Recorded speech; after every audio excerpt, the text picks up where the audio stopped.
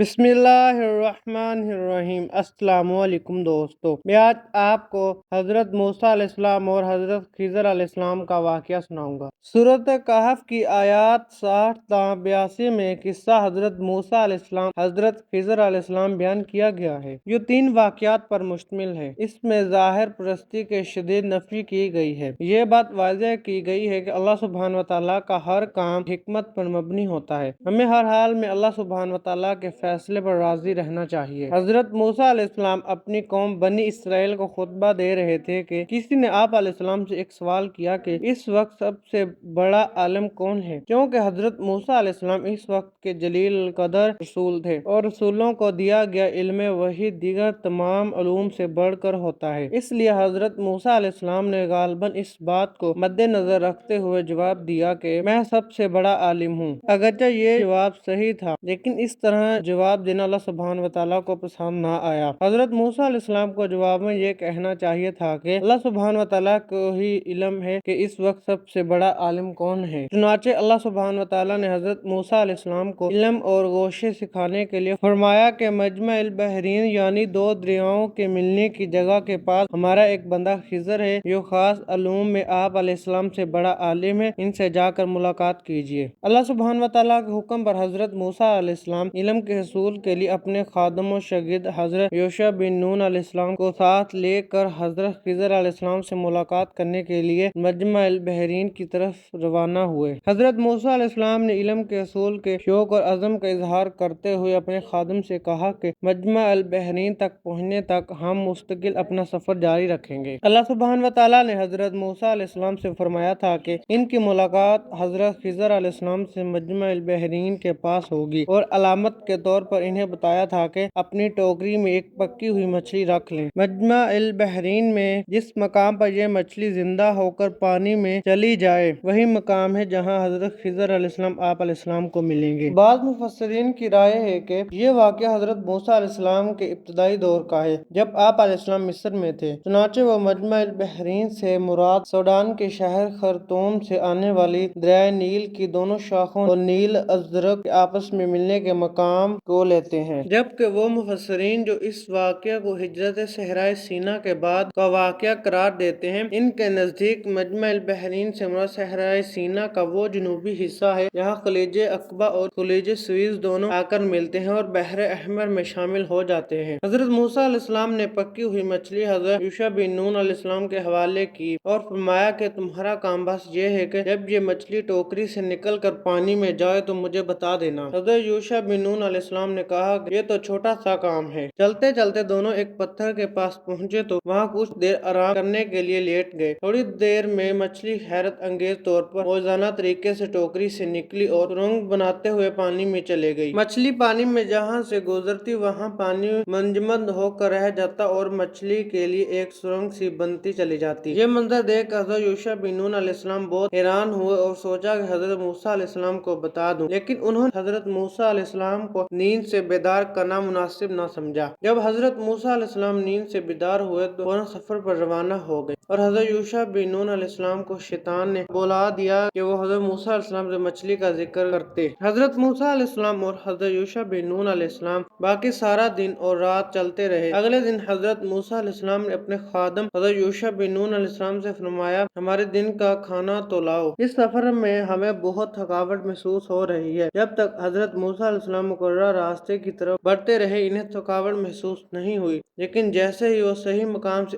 آگے نکلے انہیں تھکاوٹ محسوس ہونے لگی۔ اس وقت حضرت یوشع بن نون علیہ السلام کو یاد آیا اور انہوں نے حضرت موسیٰ علیہ السلام کو بتایا کہ جب ہم پتھر کے پاس آرام کر رہے تھے تو کس طرح مچھلی اچانک موزانہ طور پر پانی میں سرنگ بناتی ہوئی غائب ہو گئی۔ حضرت موسیٰ علیہ السلام نے فرمایا کہ اسی جگہ ہم کو تلاش تھی۔ چنانچہ دونوں اپنے قدموں کے نشانات دیکھتے ہوئے واپس چلے۔ جب وہ اس پتھر کے پاس پہنچے جہاں مچھلی پانی میں گئی تھی، وہاں انہوں نے ایک شخص کو چادر اوڑھے ہوئے پایا۔ یہ حضرت خضر علیہ السلام تھے، جنہیں اللہ اللہ سبحانہ و تعالیٰ نے یقینی علم یعنی واقعات اور معاملات خاص علم عطا فرمایا تھا۔ حضرت موسیٰ علیہ السلام نے انہیں سلام کیا اور اپنا تعارف کرایا۔ حضرت خضر علیہ السلام نے حضرت موسیٰ علیہ السلام سے کہا کہ جو علم اللہ سبحانہ و تعالیٰ نے مجھے دیا ہے وہ آپ علیہ السلام کے پاس نہیں ہے، اور جو علم اللہ سبحانہ و تعالیٰ نے آپ علیہ السلام کو دیا ہے وہ میرے پاس نہیں ہے۔ حضرت خضر علیہ السلام کے بارے میں مفسرین کے مختلف اقوال ہیں۔ بعض انہیں فرشتہ کہتے ہیں، بعض ولی اللہ، جبکہ زیادہ مشہور بات یہ ہے کہ وہ نبی تھے۔ ان کا نام بلیابین، ملکان اور لقب خضر تھا۔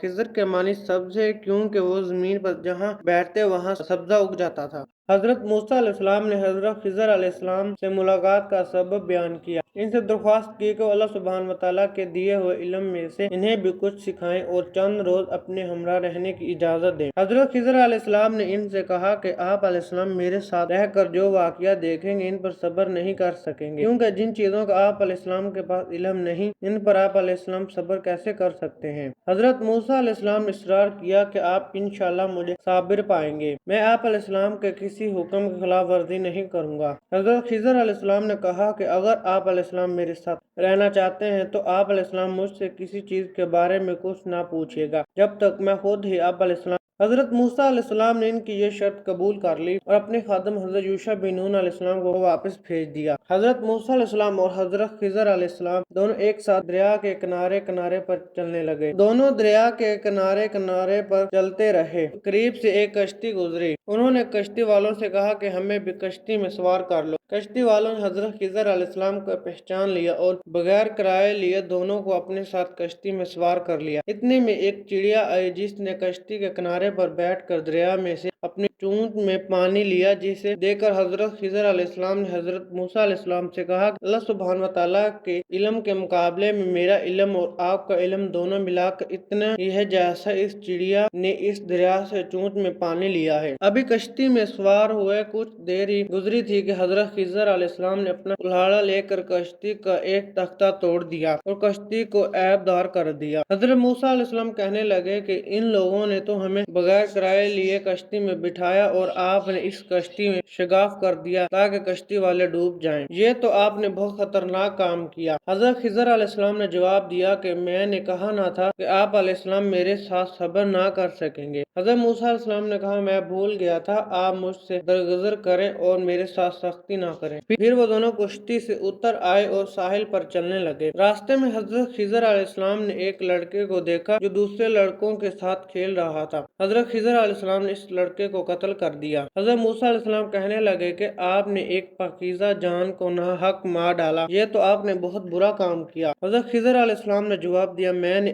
آپ علیہ السلام کو نہیں کہا تھا کہ آپ علیہ السلام میرے ساتھ صبر نہ کر سکیں گے۔ حضرت موسیٰ علیہ السلام نے کہا کہ اگر آئندہ میں نے آپ کے کام پر کوئی اعتراض کیا تو بے شک آپ مجھے اپنے ساتھ نہ رکھیے گا۔ پھر وہ دونوں ایک بستی میں پہنچے اور بستی والوں سے کھانا طلب کیا، لیکن انہوں نے کچھ بھی کھانے کو نہ دیا اور انہیں مہمان بنانے سے انکار کر دیا۔ انہوں نے اس بستی میں ایک دیوار دیکھی جو گرنے ہی والی تھی۔ حضرت خضر علیہ السلام نے اسے درست کر دیا۔ حضرت موسیٰ علیہ السلام نے کہا اگر آپ ایسے بے مروت لوگوں سے معاوضہ لے کر دیوار درست کرتے تو ہم کھانا کھا لیتے۔ حضرت خضر علیہ السلام نے کہا کہ اب حسب وعدہ آپ علیہ السلام کو مجھ سے الگ ہو جانا چاہیے، کیونکہ آپ علیہ السلام کا میرے ساتھ چلنا مشکل ہے۔ اب میں جدا ہونے سے پہلے آپ علیہ السلام کو ان واقعات کی حقیقت بتاتا ہوں جس پر آپ علیہ السلام صبر نہ کر سکے۔ حضرت خضر علیہ السلام نے فرمایا کہ کشتی کا تختہ توڑنے کی وجہ یہ تھی کہ اس کے مالک چند مسکین بھائی تھے جو کشتی چلا کر محنت مزدوری سے اپنے گھر والوں کا پیٹ پالتے تھے۔ جس طرح کشتی جا رہی تھی وہاں ایک ظالم بادشاہ اچھی کشتیوں کو پکڑ کر ضبط کر رہا تھا۔ میں نے چاہا کہ کشتی کو عیب دار کر دوں تاکہ وہ اس ظالم بادشاہ کے ہاتھوں سے محفوظ رہیں اور کشتی والے پھر سے کشتی کو درست کر کے اپنی روزی کماتے رہیں۔ حضرت خضر علیہ السلام نے فرمایا کہ اس لڑکے کو قتل کرنے کی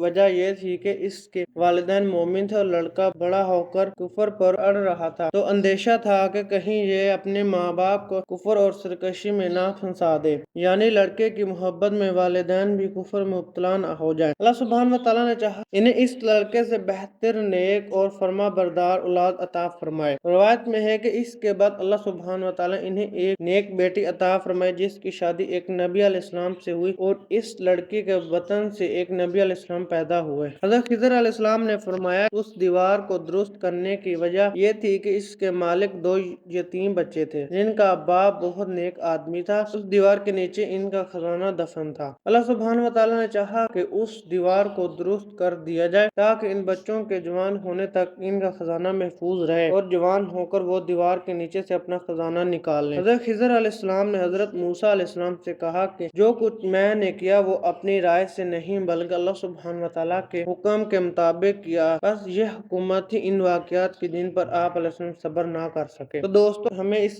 किस्से से यह सबक हासिल होता है कि अल्लाह सुब्हान व तआला ने वाज़ेह तौर पर ज़ाहिर परस्ती की नफी फरमाई है। इस किस्से से हमें सबक मिलता है कि अल्लाह सुब्हान व तआला का हर हुक्म हिकमत पर मबनी है जिसमें मखलूकात के लिए खैर होती है। चुनाचे हमें बज़ाहिर नापसंदीदा हालात वाक़े होने पर भी सब्र करना चाहिए और अल्लाह सुब्हान व तआला से खैर और भलाई की उम्मीद रखनी चाहिए। नेत अल्लाह सुब्हान व तआला के फैसलों पर राजी रहना चाहिए। तो दोस्तों ये थी हमारी आज की वीडियो। उम्मीद है आपको अच्छी लगी होगी। अगर अच्छी लगी है तो लाइक शेयर एंड हमारे चैनल ES वाक़िया TV को सब्सक्राइब कीजिएगा। मिलेंगे इंशाल्लाह नेक्स्ट वीडियो में, तब तक के लिए अल्लाह हाफिज।